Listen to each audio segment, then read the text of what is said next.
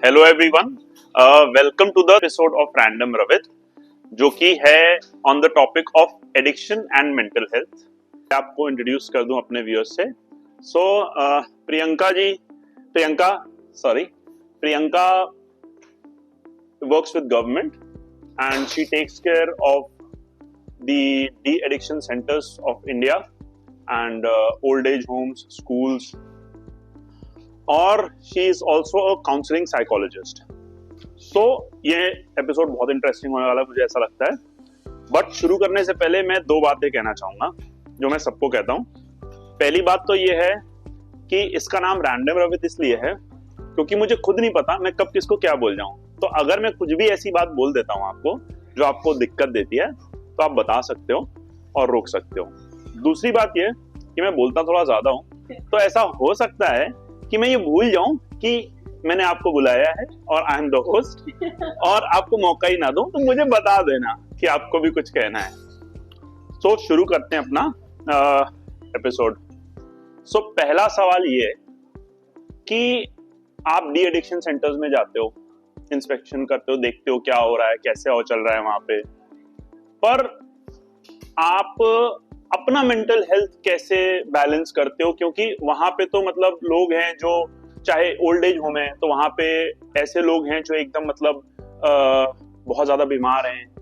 कोई ऐसे addiction centre हैं जहां पे लोग इतने high level of substance abuse के उस पे हैं कि वो तबीयत भी खराब है, मेंटली भी डिस्टर्ब हैं, अलग अलग डिसऑर्डर्स भी हो रहे हैं, बाइपोलर डिसऑर्डर हो रहा है, सिजोफ्रेनिया हो रहा है, जितने भी डिसऑर्डर्स हैं। सो कैसे आप इन सब के बीच में रह के एज अ काउंसलिंग साइकोलॉजिस्ट अपनी मेंटल हेल्थ को कैसे सही रखते हो? Interesting question. एंड फर्स्टली मैं ऐसे वेलकम करती हूँ खुद को आपके साथ। थैंक यू फॉर हैविंग मी। आपने मुझे बोलने का मौका नहीं दिया। मुझे ऐसा लग रहा था कि शायद ऐसा हो जाएगा, but thank you for having me you are welcome. जैसे हम सिमिलर लोग मिले हैं। एंड सेकेंडली आपने ये चीज पूछा कि आप कैसे खुद की मेंटल हेल्थ को इंटैक्ट रखते हो ऐसे काम करके एंड ऐसी वेरिड पॉपुलेशन से मिलके। वो बीइंग अ काउंसलिंग साइकोलॉजिस्ट वो मेरा एजुकेशन है, but the profession I am into इसमें ज्यादा काम इंस्पेक्शन का होता है। समटाइम आई फील कि मेरा जस्टिफिकेशन एजुकेशन का प्रोफेशन के साथ हो नहीं पा रहा है।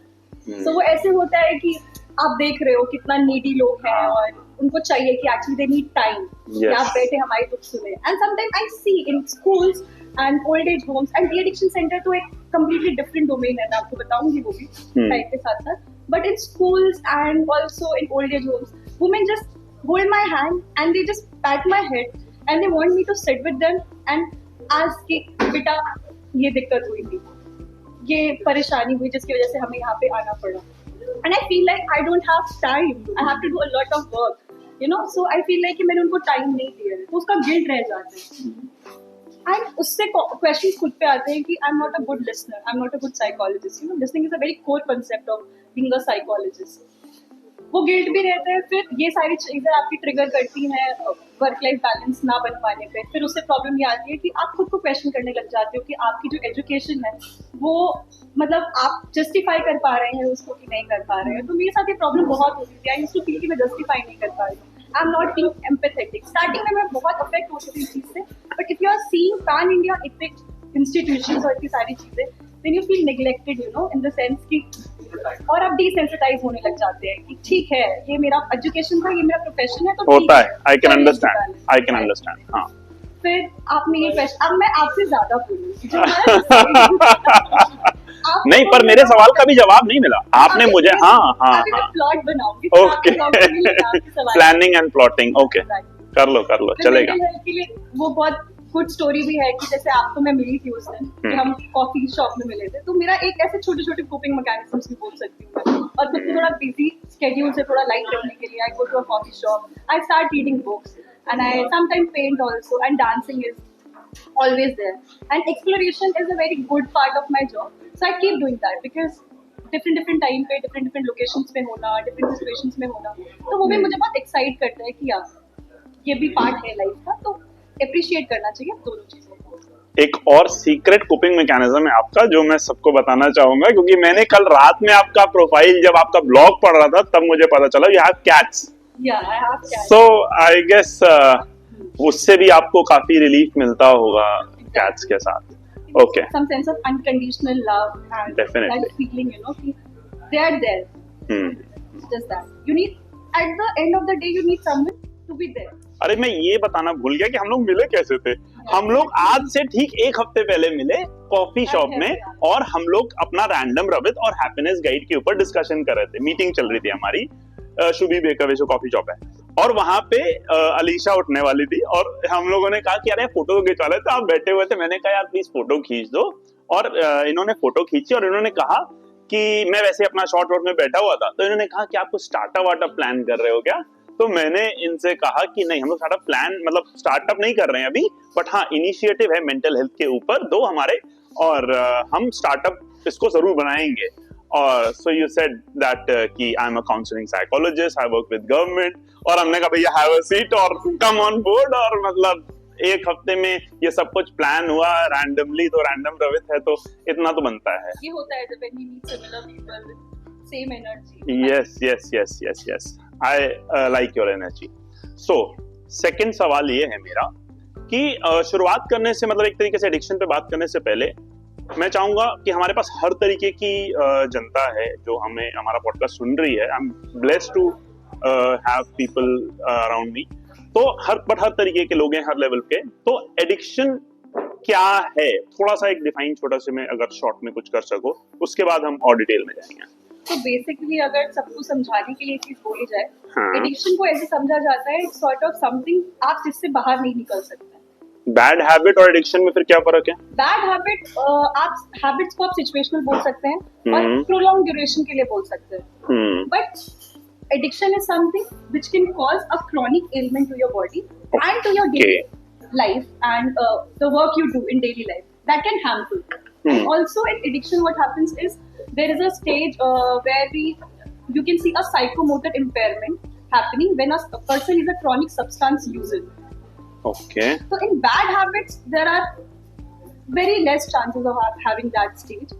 Bad habits can be anything, मतलब आप छोटी से छोटी चीज आपको च्यू करने की आदत है, आप किसी भी सिचुएशन में च्यू कर रहे हैं। समझ गया और बहुत अच्छे से। Bad choices can lead to addiction, and that addiction, if you involve other substances or any other thing which is hampering your daily life or day's activity, we have day's activity. क्या symptoms होते हैं? अच्छा, बहुत अच्छा से explain किया आपने।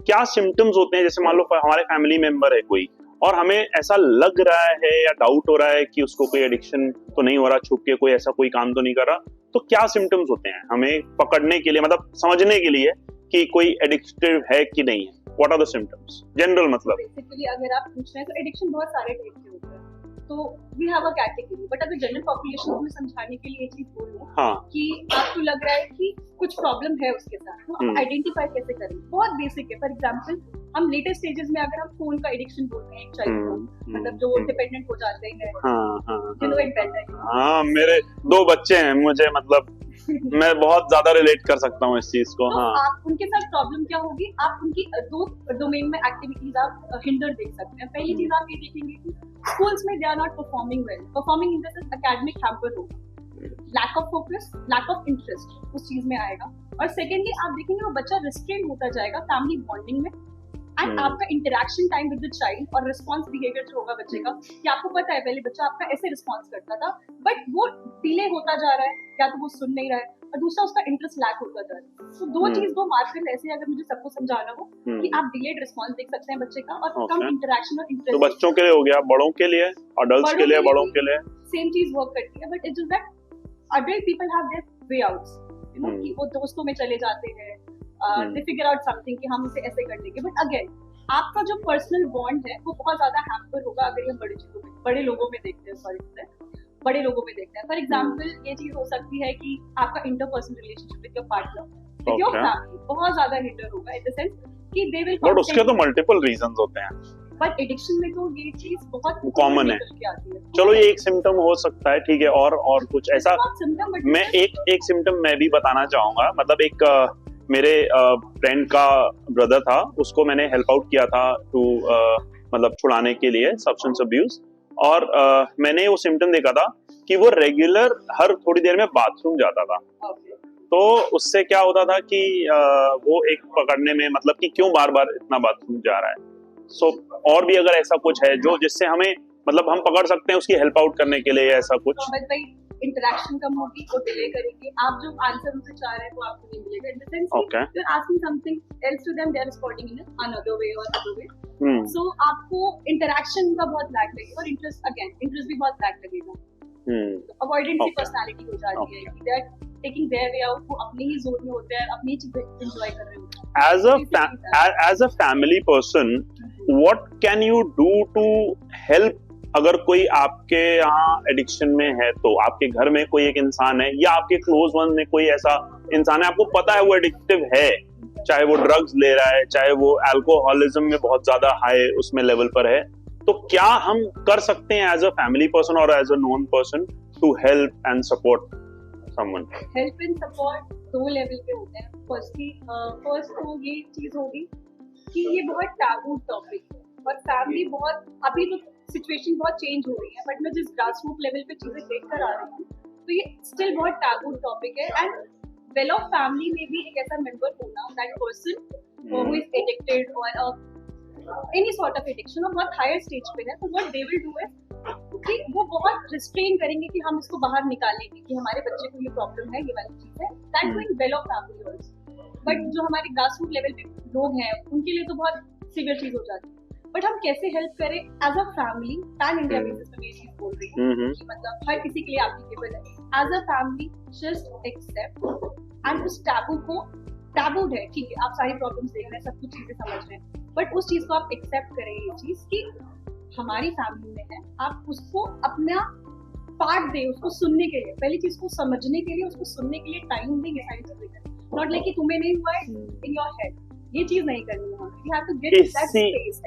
बहुत ज्यादा आपने अच्छी बात बोली है, मुझे लगता है मतलब बहुत ही बढ़िया बात है। पहला पार्ट जो है और वही मतलब बेस्ट पार्ट है, आप सबसे पहले तो एक्सेप्ट करो और इसी से सोसाइटी तो बहुत बात की बात है, अगर फैमिली एक्सेप्ट करना बहुत जरूरी है। उसके बाद तो साइकोलॉजिकल इंटरवेंशंस आ गए, मेडिकल इंटरवेंशंस आ गए, वो होता रहेगा बात की बात। Acceptance is the key. और इसी से मेरे को और सवाल एक दिमाग में आ रहा है कि क्या ऐसा होता है कि जो बच्चे जिनकी बात उनके पेरेंट्स नहीं सुनते, मतलब एक बच्चों को बोलने की एक वो नहीं है उनके घर में, वो फ्रीडम या किसी तरीके से बोलने की फ्रीडम नहीं है, are they tend to do get more into addiction?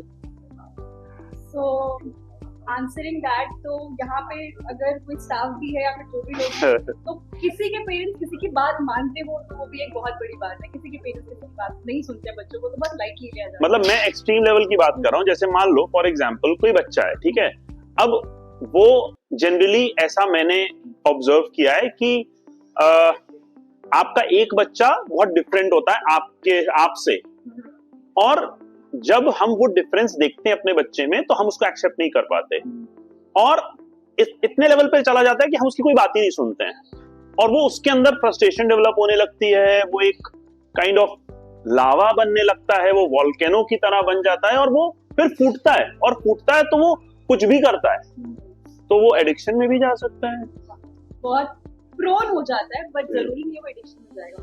But again ये बात बोलना कि पेरेंट्स बात नहीं सुनते तो बहुत जेनरिक नहीं मैं ये नहीं कह रहा हूँ, मैं बिल्कुल इसको जनरलाइज नहीं कर रहा हूँ, बट इससे एक मेरा ज्ञान देने का मन कर रहा है कि जो आपने एक्सेप्टेंस वाली बात करी, it does not apply only to addiction, it applies to everyone in this whole world.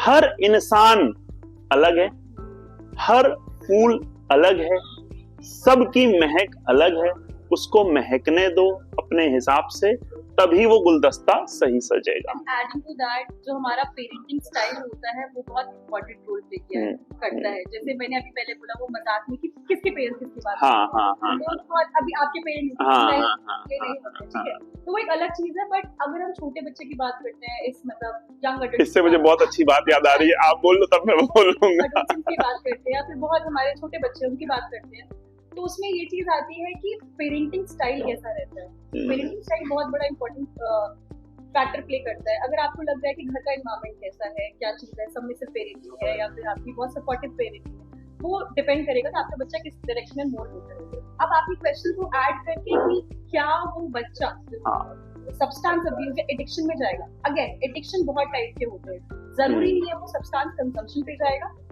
बच्चों के लिए होता है फोन पे डिपेंड करेगा, because they are seeing a different world outside जो कि घर से बहुत बाहर है, ठीक है। एंड माइट बी वो कोई ऐसा वीडियो या ऐसा रील ऐसा कुछ भी चीज देखा जिसमें बच्चों का और पेरेंट का ऐसा डायमेंशन है, डोमेन है, they are having fun, they are enjoying, they are going somewhere, और आप उस बच्चे को लग रहा है कि मेरे फादर तो मुझे कहीं लेके नहीं जाते हैं, मेरी मम्मी तो मुझसे इतना प्यार नहीं करती, मैं जो बोलूँ वो खाने को नहीं बनता, किसी और के घर में तो ये बनता है, ये बनता है। बट वो डिफरेंट सॉर्ट ऑफ एडिक्शन में वो बच्चा चला गया। वो एडिक्शन बहुत बात की स्टेज होगी, बट जरूरी नहीं कि हर बच्चा एडिक्शन में जाए। अगेन हम उसे बहुत जनरलाइज कर रहे हैं। ये भी चीज हो सकती है कि पीयर ग्रुप उस बच्चे का कैसा है, वो भी बहुत इंपॉर्टेंट रोल प्ले करता है। Peer group is a very basic and fundamental thing which plays a very important role. Young adolescents में और जो यंग अडल्ट्स होते हैं उसमें तो कुछ ज्यादा ही रोल होता है इसका, आपके मतलब पीयर ग्रुप। एग्रीड, बहुत अच्छा पॉइंट। इससे मुझे जो अपनी बात याद आ गई, जैसे देखो आप क्या है कि मतलब मैं अपने घर वालों को कुछ गलत नहीं बोल रहा हूँ ऐसे पब्लिकली, जनरल बस एक जनरल बात बता रहा हूँ कि जैसे मेरा अपना बिजनेस है, ठीक है, फैमिली बिजनेस है, पॉडकास्ट या मेरा जो एनजीओ है या हैप्पीनेस गाइड है, ये पैशन है। तो अब कभी भी पॉडकास्ट आपके साथ तो रैंडम प्लान बन गया, तो अभी कल ही मेरे को घर में बोला कि बेटा ऐसा है कि तुम ये जो पॉडकास्ट है तुम्हारा रक्त संकल्प है या पैशन है ना, इसको बेटा सैटरडे में ही किया करो जब तुम्हारी छुट्टी होती है।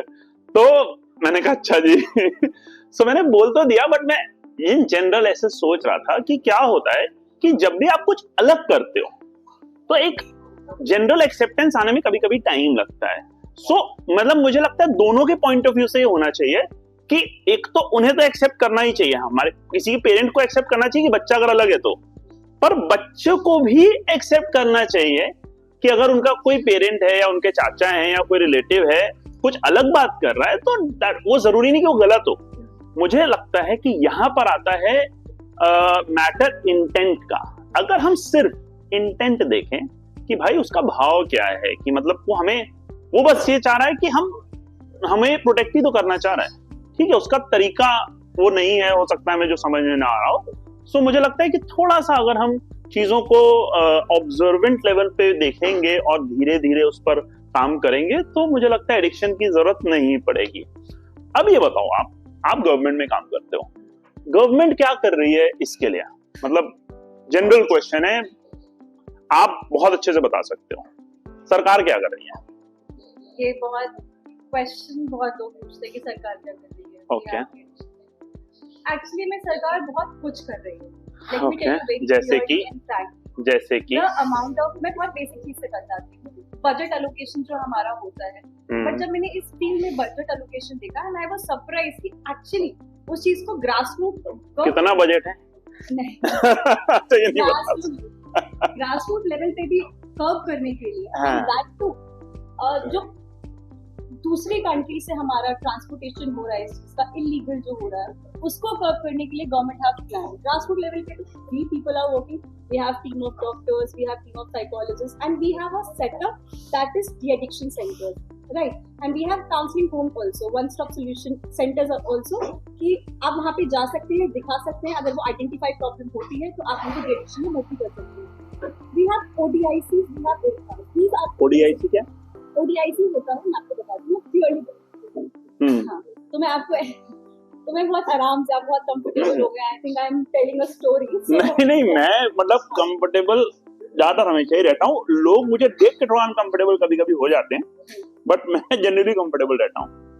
तो बेसिकली ऐसे सेंटर्स भी सेटअप किए गए हैं कि अगर आपको डी एडिक्शन में नहीं भी रहना है तो आप आ सकते हैं, वहाँ पे ओपीडी सर्विसेज का लाभ उठा सकते हैं। Okay, I didn't know about it. OPD services का लाभ उठा सकते हैं, आप आएंगे वहाँ पे, आपको डॉक्टर देखेंगे, पर्चा बनाएंगे और आपको दवाइयाँ देंगे। That's good. और ये गवर्नमेंट के हैं, नाइस, और ये ऑल ओवर इंडिया है।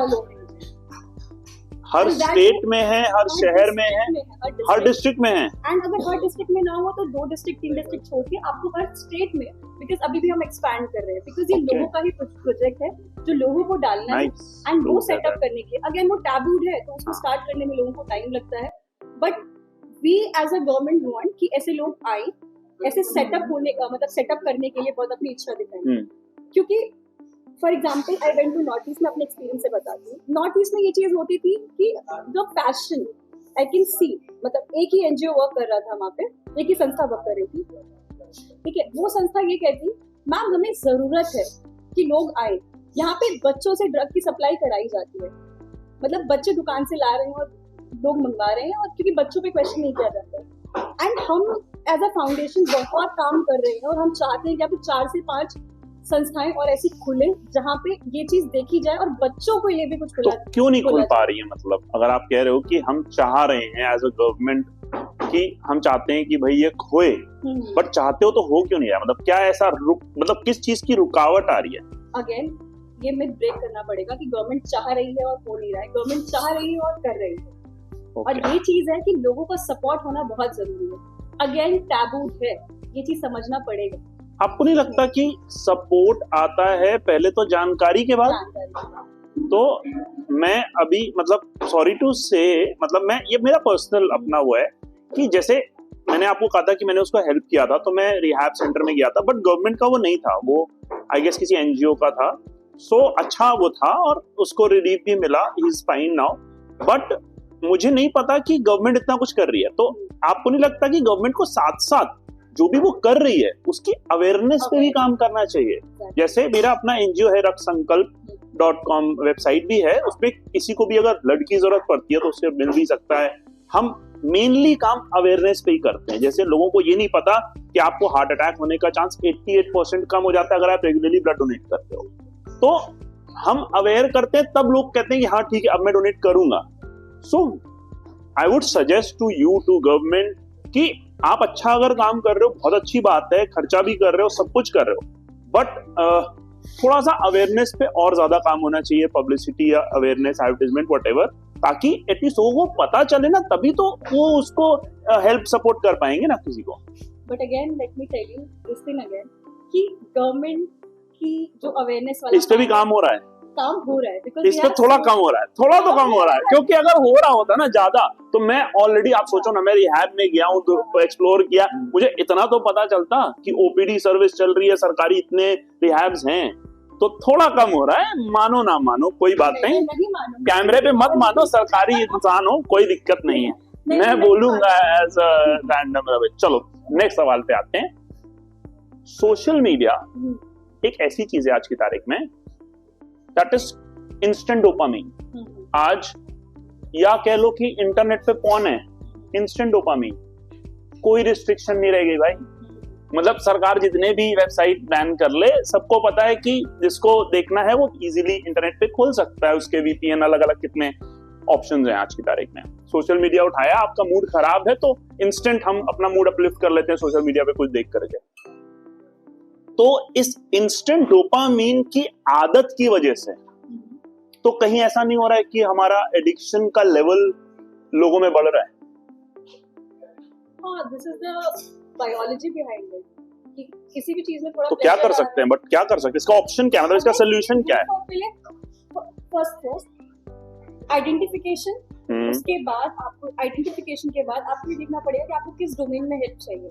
ओके, फॉर एग्जांपल अगर आपको साइकोलॉजिकल इंटरवेंशन चाहिए, आपको मेडिकेशन की तरफ जाना है, तो आप पहले आइडेंटिफाई कीजिए कि आपकी प्रॉब्लम कहाँ से इमर्ज होकर आ रही है, ठीक है, कि आप उसमें क्या इंस्टेंट डोपामिन मिल रहा है। दैट तो डोपामिन मिलना बुरी चीज नहीं है, बट अगर आप फॉर एग्जांपल आप बोलते हैं कि अगर आप एक्टिविटीज कर रहे हैं उसमें आपको प्लेजर आ रहा है, अब गुड साइड पे है वो, तो पेरेंट्स और as a family, as a society हम उसे सपोर्ट करेंगे। पर कोई बच्चा बहुत फोन देखता है, उसका मतलब वायरिंग ऐसे, न्यूरल वायरिंग ऐसे हो रखा है कि वो बच्चा सिर्फ उसी चीज को एंजॉय कर पा रहा है, बाकी चीजों में किसी का उसका इंटरेस्ट नहीं जा रहा है।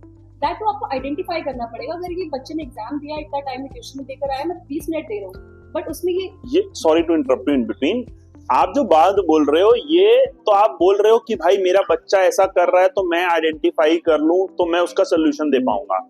बट जो वो खुद इंसान है, चलो मैं हूं और मुझे इंस्टेंट डोपामीन की आदत पड़ गई, अब मैं कहीं हूं और मुझे इंस्टेंट डोपामीन नहीं मिल पा रहा है, अच्छा। तो मैं एडिक्शन की तरफ बढ़ सकता हूँ। तो मुझे मतलब मैं उस वक्त खुद में कैसे आइडेंटिफाई कर पाऊंगा, या इतना जिसको कहते हैं कि पेशेंस कैसे आएगा मेरे अंदर कि मैं उस अपनी फीलिंग को ऑब्जर्व करूं, आइडेंटिफाई करूं और तब सोल्यूशन पे जाऊं और इंस्टेंट डोपामीन पे ना जाऊं।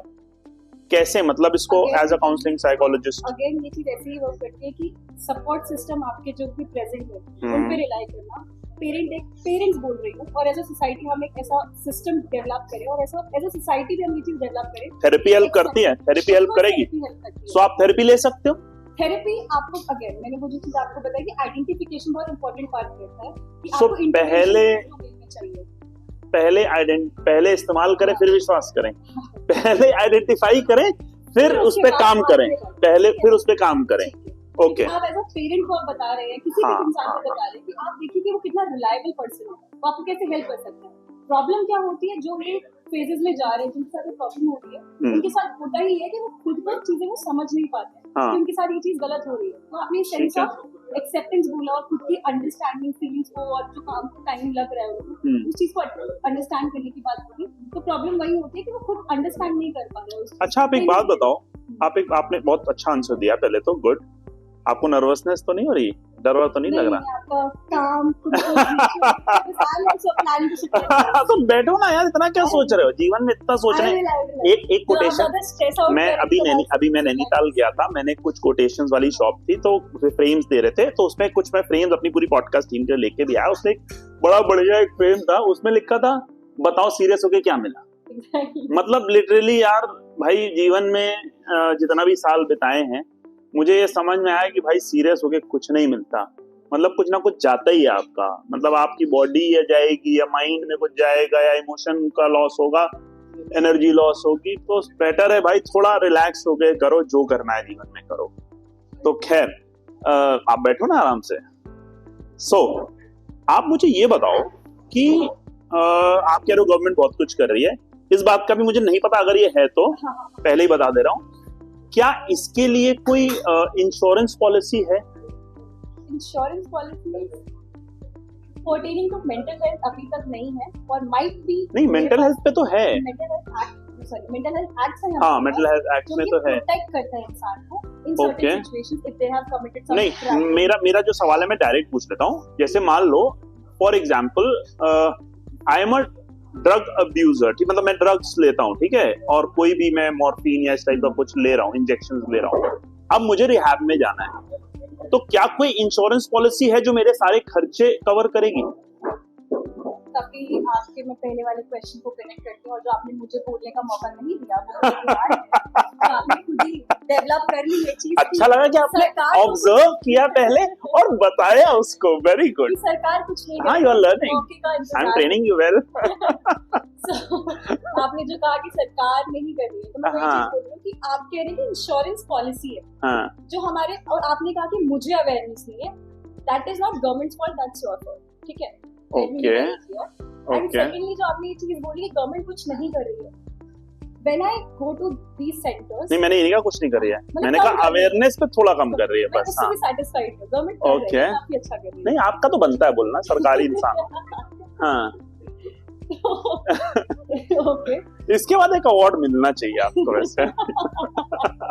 तो फिर देखिए, जो मैं एक्चुअली में ऑब्जर्व कर रही हूँ, और गवर्नमेंट जो अफोर्ड नहीं कर सकते हैं, उनको एक सिक्योर एनवायरनमेंट प्रोवाइड कर रही है कि वो उस फेज में 30 डेज के रिहैबिलिटेशन में रह के देन इसके बाद भी वो एक अपनी प्रॉपर लाइफ स्टार्ट कर सकते हैं। आप मुझे ये बता रहे हो कि ठीक है, गवर्नमेंट एक एनवायरनमेंट दे रही है, गवर्नमेंट रिहैबिलिटेशन सेंटर्स दे रही है, मेरा सवाल आपसे ये है कि जैसे मेडिकल फील्ड में अभी कुछ गवर्नमेंट्स ने ऐसा किया है कि अगर मान लो सरकारी में आपको बेड नहीं मिलता, सरकारी में आपको फैसिलिटी में, तो आप प्राइवेट में भी जा सकते हो, इस टाइप का, तो उस टाइप का क्या कुछ है इसमें कि अगर आपको मान लो गवर्नमेंट रिहैबिलिटेशन सेंटर में वो आपको मान लो हाइजीनिक नहीं लगता आपके शहर में, या कुछ भी व्हाटएवर रीजन आप चाहते हो प्राइवेट में, तो क्या कुछ ऐसा फैसिलिटी है भी है? yes, ये चीज है, सब्सिडाइज होता है। पहली बार तो दे can go and approach, they have addiction treatment facilities and various hospitals. उस चीज को भी Okay. केटर करने के लिए they have addiction treatment facilities, कि अगर आपको रिहैब सेंटर्स नहीं मिल पा रहे हैं, एंड दैट टू आप ये कह रहे हैं कि गवर्नमेंट में ये वाले लूप होल जो आपने मुझे दिखाया, ये लूप होल है because we India have diverse population and काफी पॉपुलेटेड कंट्री है, ठीक है, सबको केटर किया जा रहा है। एंड इसके साथ साथ क्या होता है, डी एडिक्शन सेंटर में वो इंसान है, वो रह रहे हैं, उनके खाने से लेकर मेडिकेशन तक का, with good people taking care of them, government is paying for everything, you know. And secondly जो आपने मुझसे क्वेश्चन पूछा कि उसके अलावा भी गवर्नमेंट कुछ कर रही है, हमारे पास बहुत सारी गवर्नमेंट हॉस्पिटल्स में प्राइवेट के साथ भी टाई अप कर रहे हैं, बट गवर्नमेंट हॉस्पिटल में like we have AIIMS Delhi, we have Safdarjung, so उनमें, और we have a lot of hospitals in north east south and everywhere, so उन्होंने वहाँ पे एडिक्शन ट्रीटमेंट फैसिलिटी स्टार्ट की है जहाँ पे लोग आ सकते हैं। अच्छा चलो मान लिया मान लिया आपकी बात की सरकार अच्छा कर रही है, गुड, अच्छी बात है, पर what about the after effects, क्योंकि बाद में आपको दवाइयां लेनी पड़ती हैं, उसका खर्चा कौन बेयर करेगा? आज मुझे बस इतना सवाल का जवाब दो, एक रिक्शे वाला है और उसके बच्चे को उस ड्रग अब्यूज में चला गया वो, तो उसके पास मान लो रिहैब में चला गया, आपने उसका इलाज कर दिया, सही हो गया, अब उसको प्रिकॉशनरी 3 महीने की दवाइयां चाहिए, तो वो कैसे अफोर्ड करेगा वो दवाइयां? उसके लिए क्या कर रही है सरकार? उसके लिए सरकार वही कर रही है कि फॉर एग्जांपल अगर वो रिहैबिलिटेशन सेंटर में है तो तब फॉलोअप तो हो रहा है, हाँ, तो फिर जो हमारे रेगुलर ओपीडीज चल रहे हैं तो फॉलोअप में आके वो तो उसमें दवाइयां भी दे रहे हैं, दवाइयां दी जाती है, गुड, संस्था का अच्छी बात है, अच्छी और बात अगर वो किसी गवर्नमेंट हॉस्पिटल से, फॉर एग्जांपल पीएचसीज हो गए हमारे, और जो हमारे सेंट्रल गवर्नमेंट हॉस्पिटल्स हो गए, तो उसमें क्या होता है, मैंने आपको एटीएफ का बताया, और secondly they have a psychiatry ward और एडिक्शन वार्ड्स, ये addiction wards they have established, and उसमें भी क्या होता है, मेडिकेशन दी जाती है। आप क्या कीजिए, आपने दवाइयां ली, टाइम आपका ट्रीटमेंट चला, उसके बाद भी आपको लग रहा है कि, क्योंकि ऐसे केस में प्रोलॉन्ग मेडिकेशन होती है, आपको लग रहा है कि आपको जरूरत है, तो उसके बाद भी आप फॉलोअप के लिए आ रहे हैं, तो सरकारी अस्पताल है, तो वहाँ पे आपको दवाइयां मुफ्त में ही मिलेगी। गुड। अच्छा अब ये बताओ कि आपके अगर मान लो मुझे रिहैब में नहीं जाना है, तो क्या ऑल्टरनेटिव्स हैं मेरे पास to deal with that addiction? Rehab में अगर आपको नहीं जाना है तो क्या आपके पास और ऑल्टरनेटिव्स हैं? तो मैं ऐसे तो नहीं बोल सकती कि इसका भी कोई ऑल्टरनेटिव है। मुझे लगता है थेरेपी है। Listen, मैं वही चीज आप बोलेंगे आप साइकोलॉजिस्ट हैं, नहीं अरे मैं खुद थेरेपी को प्रमोट करता हूँ भाई, मैं लेता हूँ थेरेपी और मैं प्रमोट बहुत करता हूँ, आप मतलब कह रहे हैं कि आप थेरेपी तो बहुत बढ़िया चीज है यार। तो थेरेपीज आर देयर, हाँ। बट अगेन वो मैं आपको बोलती हूँ ना, आइडेंटिफिकेशन, हाँ। If a person chronic substance, अरे कर लिया भाई आइडेंटिफाई, सुनो तो सही, कि सुनिए रमेश कि उसने आइडेंटिफाई, आई एम इम्प्रेस्ड, तो उसने आइडेंटिफाई कर लिया, अगेन अब बहुत टाइम से क्रॉनिक सब्सटेंस यूजर है, हाँ। और उसके बाद उसके साथ क्या होता है कि थोड़े टाइम बाद, अगर वो गांजा और ऐसा सब्सटेंस ले रहा है, थोड़े टाइम बाद द पर्सन स्टार्ट्स हैलुसिनेटिंग, ठीक है। हाँ। अब इस केस में आपकी साइकेट्रिक मेडिकेशन वर्क करेगी। इस केस में ये नहीं होगा कि आपसे साइकोलॉजिकल काउंसलिंग, गाइडेंस और थेरेपीज ही देंगे, तो इसमें साइकोलॉजिकल इंटरवेंशन एंड आपका मेडिकल इंटरवेंशन दोनों साथ में प्ले करेंगे, एंड दोनों का इंटरवेंशन जब साथ में रहेगा तो बहुत होलिस्टिक ग्रोथ एक इंसान के होने के चांसेस बढ़ जाते हैं। But in that case psychological intervention ज्यादा वर्क नहीं करेगी, बिकॉज इसमें जो पर्सन है इट्स मोर नीडफुल ऑफ कि आपको बायोलॉजिकल इंटरवेंशंस दी जाए या फिर मेडिसिन के तौर पे उसका इलाज किया जाए। ओके, अब मुझे ये बताओ कि कौन सी ऐसी एज ग्रुप है जो सबसे ज्यादा वल्नरेबल है for addiction, substance abuse sense में? तो हमारे जो यंग अडल्ट्स होते हैं 18 to 25, ये पॉपुलेशन बहुत ज्यादा है, तो इस पर हमें ध्यान रखना चाहिए, मतलब। सो आप मुझे ये बताओ कि मतलब जैसे जो एडिक्शन होता है उसका हमारे, जब बहुत बार ऐसा होता है, मुझे ऐसा लगता है कि जो इंसान एडिक्शन में होता है वो उसको बहुत, मतलब एक तरीके से वो इसको एज एन एस्केप रूट लेता है, और वो उसको, वो आपकी मान लो वाला उसकी माइंड को रिलैक्स करता है, तो वो तो नहीं समझ पाता, बट मेंटल हेल्थ के पर्सपेक्टिव से कितना और कैसे वो रिलेशनशिप्स को अफेक्ट करता है, और आपकी वर्क लाइफ को कैसे अफेक्ट करता है, आपके रिलेशनशिप को कैसे अफेक्ट करता है, और आपकी फिजिकल उसको कैसे अफेक्ट करता है। जब कोई किसी एक का एक एग्जांपल ले सकते हो और एक जनरलाइज बता सकते हो। सो एग्जांपल अगर मैं दूं, देखिए आपने जैसे बताई दिया कि इफेक्ट करता है, बट आप मुझसे पूछ रहे हैं कि कैसे इफेक्ट करता है। तो वर्क लाइफ बैलेंस तो इम्पैक्ट होगा ही, कि मतलब इंसान नहीं कर पाएगा, वो चाह के भी नहीं कर पाएगा, बिकॉज कुछ लोग कहते हैं कि भाई जब मैं ये लेता हूँ तो मेरी एफिशिएंसी बढ़ तो जाती मैं है। उसका एग्जांपल भी देती हूँ। हाँ so I was working in one hospital, so OPDs थे वहाँ पे उनके। So there was a guy who came and उसका ये था कि वो ऑफिस, पहले वो अल्कोहल कंज्यूम करता था, तो उसका ये चीज बन गया कि मैं ऑफिस में भी जाता हूँ अल्कोहल लेके जाता हूँ, और that too he takes vodka और समथिंग, तो उसको डाइल्यूट करके पानी की बोतल में भर के। पहले प्रॉब्लम ये होती थी कि सब वो पीता था, अब वो बैठे बैठे he is working IT tech professional, he is working and he consume साथ के साथ। तो जब वो आया, जब उसको आइडेंटिफाई हुआ, पेरेंट्स लेकर आए उसको, और that too he was 26 at that time. जब पेरेंट्स उनके लेकर आए उनको, तो फिर ये चीज बन रही थी कि मैं इसके बिना फंक्शन ही नहीं कर सकता, मैं अगर ये नहीं सब ले रहा हूँ तो मैं काम नहीं कर पाऊंगा, मेरा दिमाग नहीं चलेगा बेसिकली। तो फिर अब वो सिचुएशन इमेजिन कर हाँ। लीजिए कि एडिक्शन सेंटर में वो भर्ती है, ठीक है। रिलेशनशिप के पर्सपेक्टिव से बताओ। रिलेशनशिप के पर्सपेक्टिव से अगेन ये होता है कि आप किसी भी रिलेशनशिप में अगर फैमिली के साथ है, पार्टनर के साथ है, तो आपको भी एक साथ वाले से कंफर्ट चाहिए होता है, एक सिक्योरिटी चाहिए होती है। अगर वो चीज हैम्पर हो रही है तो आप थ्रेटन फील करेंगे कि यार जिस पर्पस के लिए, पर्पस तो नहीं बोलूंगी मैं, जिस चीज के लिए हम साथ में, जिस बॉन्डिंग की वजह से हम साथ में, जब वही हैम्पर हो रही है, द पर्सन वो ऐसे पहले था वो अभी ऐसा नहीं है। बहुत अच्छा बताया। अब मुझे आप ये बताओ कि जैसे आपने दोनों केस का बताया, वर्क का भी बताया, रिलेशनशिप का भी बताया, फिजिकल भी है ही है डेफिनेटली, हम सब जानते हैं। अब मान लो ये बताओ कि जैसे कोई इंसान एडिक्शन शुरू कर रहा है, बीच वाले फेज में है, उसको समझ में आ रहा है कि मैं एडिक्टिव हो रहा हूँ, तो ऑब्वियसली वो रिहैब में तो जाके भर्ती होएगा नहीं। तो उस बीच में क्या मेजर्स वो ले सकता है जिससे वो मतलब एक तरीके से वो उसकी आदत और उसको एडिक्शन में ना कन्वर्ट हो? क्या मेजर्स लिए जा सकते हैं? Addiction is always lack of will power, ठीक है, बायोलॉजिकल रीजंस भी है, बट एडिक्शन को हम ऐसे फॉर्म करते हैं कि इट इज मोर ऑफ की लैक ऑफ विल पावर। उसके पास, उसे पता है, सब कुछ पता है, उसमें इतनी ऑटोनॉमी नहीं हो रही है खुद की बॉडी को लेकर, वो उतना अपनी बॉडी को मास्टर नहीं कर पा रहा कि उस चीज को कंट्रोल कर सके, उस चीज को देख सके कि हाँ। तो करें क्या? करें क्या? करें क्या? आइडेंटिफिकेशन। अरे भाई आइडेंटिफाई हो गया बस, और आइडेंटिफाई नहीं करना है, अब करें क्या? एग्जीक्यूशन में क्या करें? हाँ, इस चीज में इंसान क्या कर सकता है? Asking for help, okay, getting to people जिसके साथ उसको वो सेफ स्पेस फील हो, पहले वो कम्युनिकेट करता है। If the person is accepting then they can go for some counsellors और सम साइकोलॉजिस्ट। फिर वो डिपेंड करता है कि ज्यादा स्टेजेस पे है। Can AI help?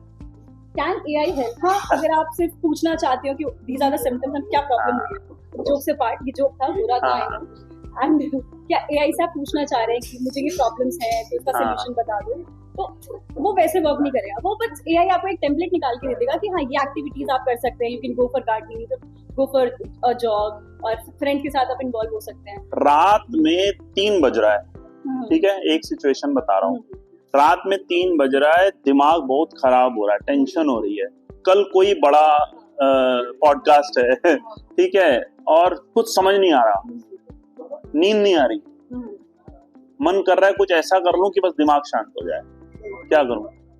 तो ये चीज आपकी सिचुएशनल है। पहली चीज तो ये एक मोमेंट्री है ना, ये हमेशा तो नहीं कि आप हर सिचुएशन को लेकर तो एडिक्शन से इसको रिलेट नहीं करेंगे। ओके, ठीक है, पर करें क्या? कुछ सोल्यूशन बताओ यार, as a counselling psychologist. You can practise breathing exercises, you can practise JPMR. Okay, JPMR ना Jacob's progressive muscle relaxation, and आपने मुझे एक और टेक्निक बताई थी, I was aware, but yoga nidra बहुत सही है। और एक चीज और बता दूं, मैंने अभी रील भी डाली उस पे, 14416 आई गेस सरकार में आप हो, पर मैं ये बता रहा हूँ सरकार का एक बहुत अच्छा इनिशिएटिव है निमैंस के साथ, और यस टेलीमानस ऐप भी है, कॉल भी है, कभी भी मिला लो, 24 घंटा free of cost, unlimited calls, no recording, सब बहुत बढ़िया है। टेलीमानस जो गवर्नमेंट का है, ये initiative not only with Bangalore और निमहांस, ये इभास के साथ भी है, ये एम्स दिल्ली के साथ भी है, तो हर उसमें इन्होंने सेंट्रलाइज किया हो, मतलब लोकलाइज। हाँ, हर स्टेट में इसीलिए 20 से ज्यादा लैंग्वेजेस में। लास्ट पार्ट पे आते हैं, how can we build a more compassionate society towards addiction? Tell me. Compassionate society, पहले तो ये टैबूज को हटाना। अगेन जो आपने मुझे बोला कि गवर्नमेंट की तरफ से भी अवेयरनेस कम है, भी एज अ सोसाइटी भी अवेयरनेस कम है कि ये होता क्या चीज है, ये वर्क कैसे करता है। अगर हमारे फैमिली वाले को, फैमिली मेंबर की प्रॉब्लम आ रही है और हम देख रहे हैं कि वो उस साइड जाते ही जा रहा है, उस साइड जाते ही जा रहा है, तो हम उनको आइडेंटिफाई करके, मतलब उनको पकड़ के, मतलब ये नहीं कि बंद कर दें, ले जाएं कि तुम्हें तो जरूरत है, नहीं, आप उस एक एनवायरनमेंट क्रिएट कीजिए, then you can call people, call मतलब psychologist can take help of psychologist की आप as a counsellor, because psychologist भी मैं ऐसा बोलूँ तो ऐसा टैबू होता है कि यार दिमाग वाली चीज पे आ जाता है, अरे नहीं मेरा बेटा पागल थोड़ी है, मेरा बच्चा या मेरा फैमिली मेंबर पागल थोड़ी है, तो ये प्रॉब्लम भी आती है। बट आप उनको ले जाकर ये चीज कह सकते हैं, I just want to take you to a person who will help you and guide you. आप उसको बस ये फीलिंग डालें कि यू आर सिक्योर है एंड आप बस मेरे साथ चलिए, आप बैठिए, आपके साथ बात करेंगे, फिर वो उसको अपनी बातों से, और they are a lot of techniques and therapies and MET also work that they motivate in certain sense कि वो बच्चा भी आइडेंटिफाई कर पाएगा, वो इंसान भी आइडेंटिफाई कर पाएगा कि हाँ this is a problem and I can work around it. उसको अबैंडन ना कर दें, उसको अबैंडन ना करें, बड़ा नहीं होने देना चाहिए। So this podcast is for everyone, so that's why I am not focusing on this therapy styles और anything, I am just generally saying कि आप एक्सेप्ट करेंगे और उसको लेके जाएंगे कि एनवायरनमेंट आपके लिए भी सेफ है। देन आपको जब नीड लगेगी तो हम आपको और साइकोलॉजिकल इंटरवेंशंस करेंगे, therapies will go very well with this. आप मिडिल स्टेज पे हैं, आप मिडिल ग्राउंड में, आप बहुत एक्सट्रीम्स पे नहीं है, ठीक है, तो जब लग पा रहा है कि एक ऐसा एनवायरनमेंट है जिसके लिए सेफ स्पेस है, वहाँ पे तो शेयर कर पा रहा है, तो वो इंसान हिचकिचाएगा नहीं वो प्रॉब्लम को। आई गेस पहला वाला पॉइंट, आपका वाला पॉइंट भी बहुत अच्छा है कि एक्सेप्ट, मतलब ये मुझे लगता है 100 आंसर का एक आंसर है। एक्सेप्टेंस हाँ। आप कोई अगर मैसेज देना चाहो, उससे पहले बस एक लास्ट सवाल और, मेरे फ्रेंड ने अभी आज ही मुझे बोला ये बात सवाल पूछना कि अगर कोई एक इंसान ओवर उसके पास उसको पैसा दे दिया जाए, मतलब ओवर उसको फैसिलिटीज दे दी जाए और फिर उसके बाद वो फैसिलिटी उससे छीन ली जाए, या मतलब इन द सेंस कि जैसे पहले क्या होता था कि बिजनेसेस या कोई भी चीज सालों में ऐसे बनती थी और सालों लगते थे उसको खराब होने में, ठीक है। अब क्या होता है आज के जमाने में, स्टार्टअप्स का जमाना है, बहुत जल्दी कोई चीज बहुत ऊपर जाती है, बहुत जल्दी आप पैसे वाले हो जाते हो और बहुत जल्दी आप गरीब हो जाते हो, उसका क्या कहते हैं, क्रिप्टो करेंसी का जमाना है। तो उस समय पर जो मेंटल हेल्थ है वो ऐसी हो जाती है कि एडिक्शन में जाते हैं, इंसान एडिक्शन में चला जाता है, कभी कभी बहुत पैसा आने के पे और कभी कभी बहुत गरीबी पे भी। तो उसको कैसे कंट्रोल किया जाए, और उसके बाद आपका लास्ट में क्या मैसेज है to youth, to everyone for addiction and mental health?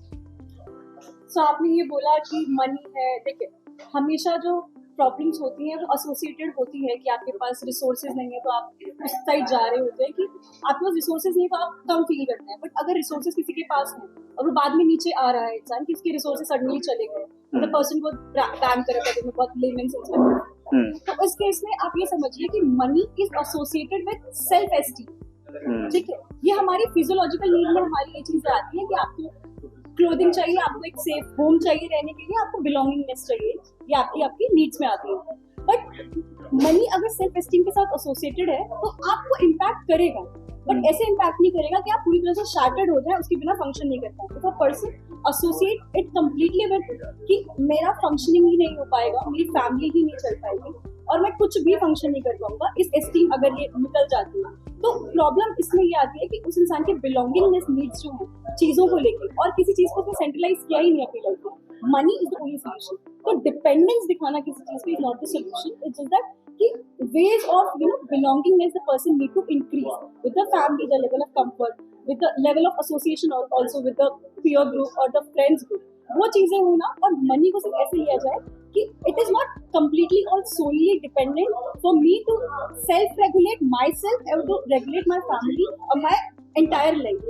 Money को इतना बड़ा ना बना दें कि वो दिमाग पे चढ़ जाए। just a thing to boost अब आपका एक last message to the society, to youth.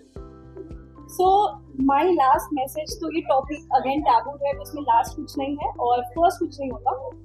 ये mental health is a thing जिसके बारे में हम जितना समझे, हम जितना बोले उतना करना है। अवेयरनेस वाला पार्ट बहुत इंपॉर्टेंट होता है, हमें ये चीज कभी भी निगलेक्ट नहीं करनी चाहिए। We need to talk about it.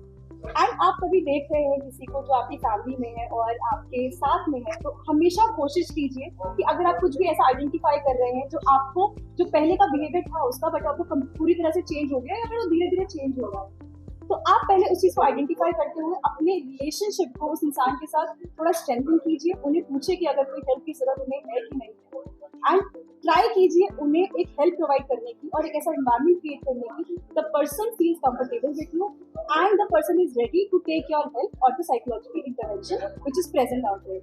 So just not to make it a taboo topic, just to be a Just person, accept it and create awareness around it, and we as a generation we can help people and we play a very important role along with social media. We can help people and we can work as a good people, you know, good individual in the society. We create impacts and awareness around it. और सरकार बहुत कुछ कर रही है, सरकार बहुत कुछ कर रही है, keep this in mind.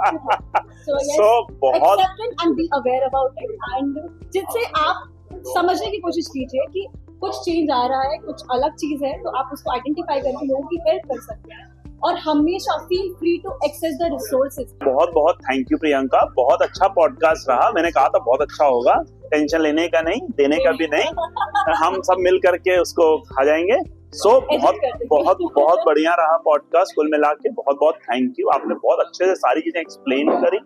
एक लास्ट बात मैं बोलना चाहूंगा, तुस्सी ग्रेट हो, बस मिले थोड़े लेट हो। बस मिले थोड़ी लेट हो। चलो, थैंक यू।